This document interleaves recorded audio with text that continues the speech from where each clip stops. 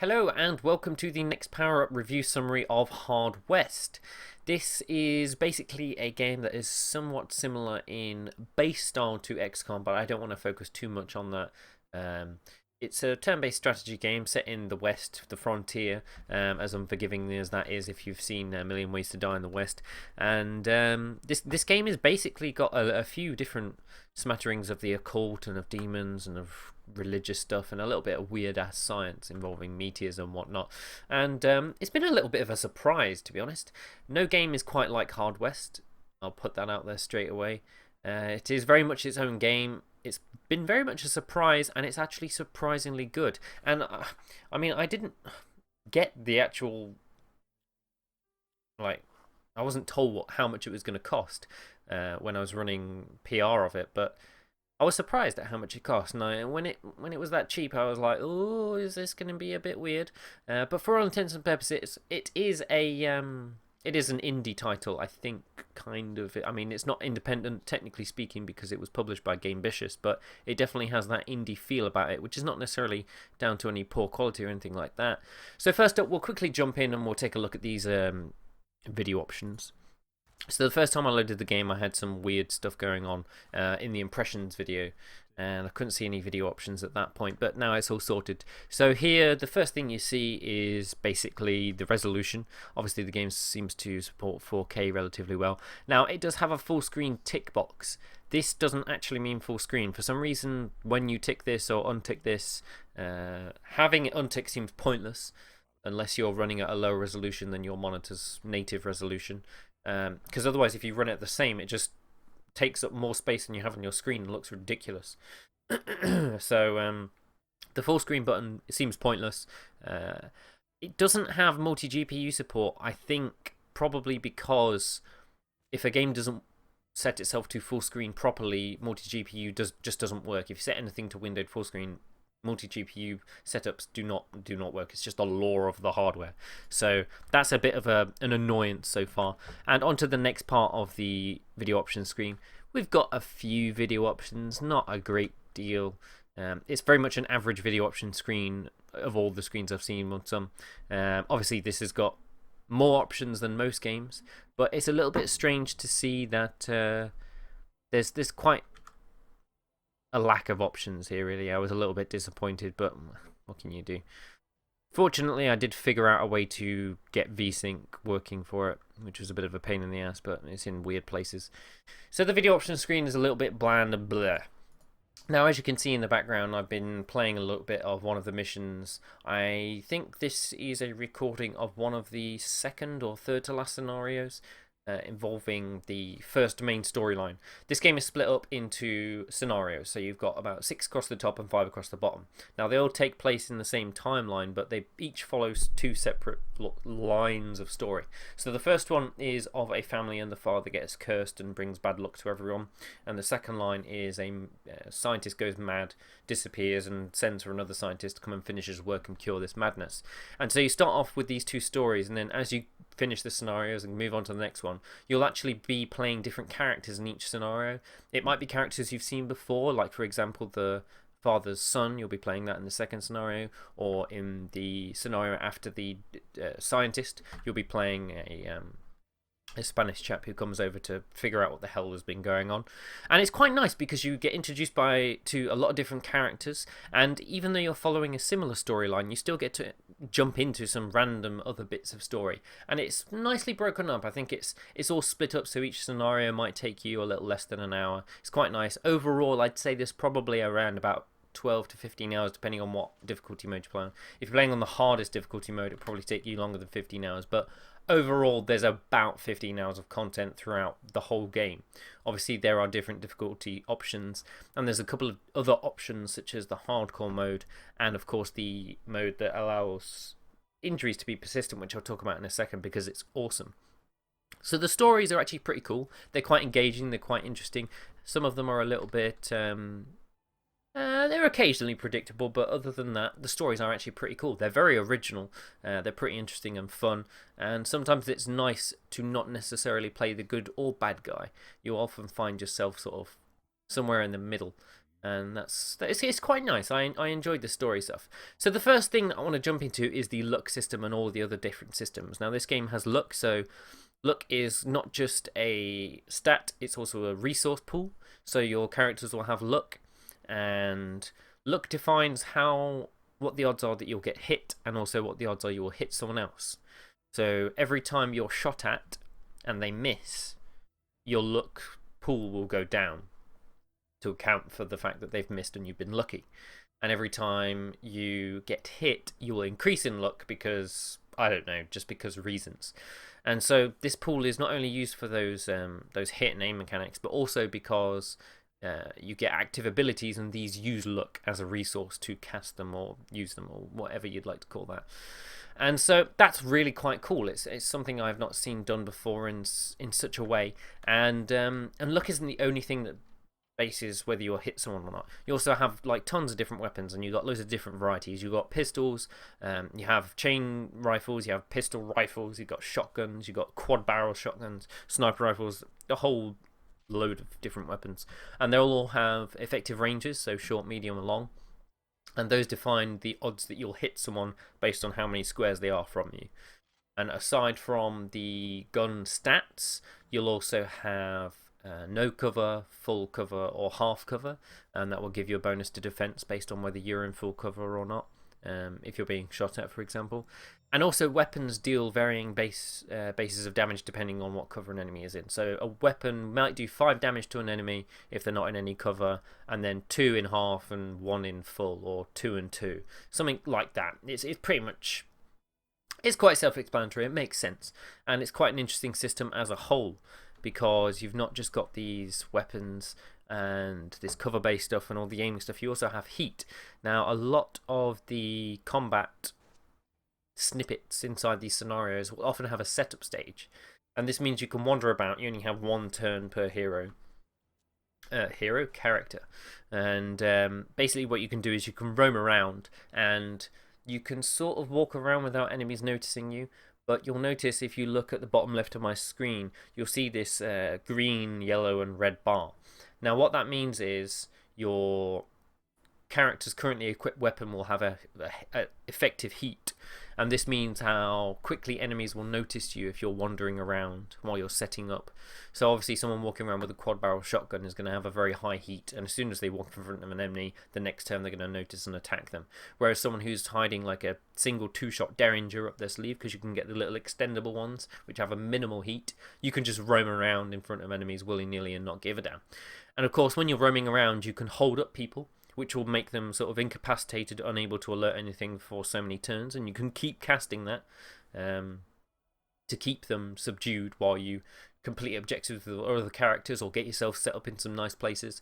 And so it's quite cool. You can set yourself up. You can sometimes complete objectives without actually killing anyone and just sort of dealing with stuff.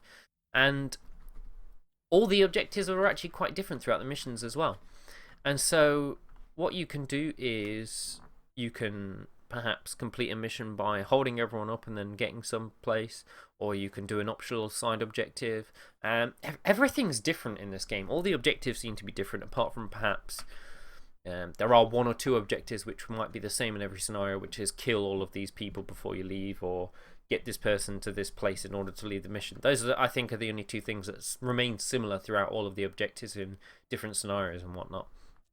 And there's just tons and tons of systems in this game, and it's just such a large amount of well-developed content as well. So not only do you have the cover and shooting system, tons of guns with different stats, they'll also give passive bonuses. You've also got the cards, the little card system, and cards are rewarded at random for completing a little combat bit, for discovering areas and completing little dialogue bits and bobs. And cards will either provide passive bonuses to a character, for example, extra damage or extra luck, or it might allow you to survive a deadly hit as long as you kill the person that fired that deadly shot before the next turn, which is quite a cool little thing. And it also provides some active abilities as well. Now, these active abilities are, of course, using luck as their resource, and some of these active abilities they're all come in all sorts of shapes and sizes. Some of them will, for example, make it so that you can shoot someone and if you kill them, you'll then get to shoot someone else, and if you kill them, you get to shoot someone else. It's called chain kill. You'll also get a active ability that makes it so that every time you shoot anyone, they get critically injured, and if they take more than 5 steps, then they get dealt loads of damage or something like that. And so you've got active and passive abilities with the cards, and the cards you can put up to about 5 or 6 on each character. Now, we don't just have the cards either, we have a relatively decent but small-ish inventory system. So aside from all the masses of guns that you can choose, and there are quite a few, I'd say there's probably 24 or so, you can also get yourself consumables, which is obviously your basic healing potions, but also consumables that will increase your sight, the amount of squares you can see, increase your effective range, or increase your aim, likelihood you are to hit someone, increase your luck, or they might increase your maximum amount of squares you can move at the cost of health, or something like that. So you've got all sorts of consumables to muck around with. And some consumables will actually help you build stuff, or create stuff, or complete little side objectives around the map. And of course you also have the Talisman slot, which for all intents and purposes is basically just a singular armor or equipment or trinket slot, except instead of having shoulder pads and gloves and legs, you only just have the one slot for one talisman. Now, talismans are obviously just generic, provide passive bonuses. You'll get talismans that increase your damage, talismans that will increase your maximum luck, talismans that will increase your movement, and just general sort of passive stat bonuses like that. The other thing is, along with all those other mechanics, is you also have the injury system, provided you activate it. Now, this injury system actually surprised me halfway through the game because I didn't notice it. So what happens is, if your character gets damaged doing a side objective, not necessarily in combat, or gets injured in combat, or does something, becomes what they'll get is they'll get a passive negative something or other. So I remember in one of the scenarios when my doctor went a bit mad. In one of my scenarios, a couple of my characters got gushing wounds, a couple of my characters got head wounds, and these all provide detrimental negative effects on your character, like reduced health, reduced movement speed, reduced aim and stuff like that. But what happens is, if you survive a couple of days or an encounter or a combat section with those sort of negatives on that character, and you make it through that character. I remember making it through a very large section when my character only had like 5 health versus people that had 12, and as long as he survived that, he actually got passive bonuses, which is what happens when you're healed, you visit a healer, or when they get over these effects. What happens is they'll gain passive bonuses, like a gushing wound. The resulting thing of surviving that was he had some organs removed and therefore was harder to hit, or another character got like a spinal injury and so he couldn't move quite as far, but his aim was steadier, so he got a bonus to aim and a bonus to damage or something like that. And the injury system is actually really good, because I haven't seen anything like that in a game for ages, and it provides some persistence within the scenario. No progress is kept into the next scenario, because each scenario is sort of a separate story. And so you get some sort of persistence that's actually really cool, and it makes you think, hey, you know, it might be good for my character to get injured because it would help me in the future at the end of the scenario beating a boss that has lots of health or something like that. And so it's quite cool. It's quite an interesting little system. Basically, this is just an entirely new, unique, it's its own game. As I said when I first started this video, it's just a completely different game that, yes, it's a turn-based strategy with some rather basic shooting mechanics. In fact, they're not even basic, they're pretty in-depth if you want to get that far. Obviously, if you're not fussed about going in-depth into the luck system, you can choose easy mode and basically ignore it. But it is really challenging, and it is very interesting, and you have to really dive right into it if you want to get the best out of it. So, aside from all those wonderful things, there is, of course, the main map, which you'll spend an awful lot of time in. You might spend half a scenario shooting people and the other half literally roaming around the map, completing little dialogue text objectives, collecting stuff and completing other weird little things, and so on and so forth. And some people might find that a little bit repetitive, and it does get quite repetitive when you're seeing the same dialogue boxes and providing the same answers and trying to go back and forth. So I can kind of see that the dialogue menus in the map area when you're roaming around can feel a little bit repetitive, and I think that's probably one of the negatives I had about the game. Was the map was an interesting idea, and it was actually pretty cool because you could unlock different bits by completing different objectives, make yourself suffer for the sake of getting some nice loot and just uncovering some nice little bits of side story. But the text box stuff was a little bit It's too repetitive. And the other thing is the shooting in the actual combat sections is also slightly repetitive. It's quite sort of take it in turns to shoot, very much like old style musket combat. I'm going to sit and reload my musket while you shoot me in the face, and vice versa. So it does get a little bit repetitive, and the AI is a little bit. In normal mode, AI is pretty stupid, to be perfectly fair. I ended my turn about 5 times in a row, and the AI never actually moved, which is a bit annoying. I don't know whether that was intentional or not, but the AI could probably use a teeny tiny bit of work just so it's a little bit less blunt and stupid. But yeah, combat can feel a little bit repetitive because you're just sort of shooting at one another constantly, and with the slightly lackluster AI, it makes it a little bit more of an annoyance. But despite all these things, it is quite literally just a fantastic concept of a game. Excellent bases, excellent systems, and they're all well-developed systems. None of them feel too shallow. If anything, it might be interesting to have a couple more different styles of guns or whatever. But with this card system and the persistent injury system, it's actually pretty good. Obviously, some people might find the map-based stuff a little bit too heavy. There's quite a lot of it in comparison to combat, so it might not be for those people. But this is a turn-based strategy game at its core, so those people expecting balls to the wall action all the time probably aren't looking at something like this in the first place. But overall, I have to say that this is probably one of the best turn-based strategy games I have played. Still doesn't quite take the cake from Endless Legend for me, because that is just my all-time favourite game at the moment.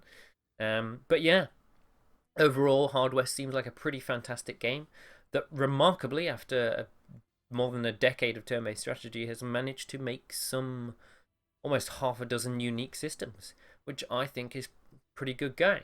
So that's the end of our review. You can, of course, head down into the little section below for our full written review, and of course the extra link below that with the performance analysis if you want to take a look at that, which is kind of interesting, particularly for 4K. Obviously, join us on Saturday for our Next Week in Gaming episode. I'll also be throwing up an impressions video of our next review for next week, and of course join us next week on Thursday for our full review and video summary then. So that is it from today. We will see you guys next time.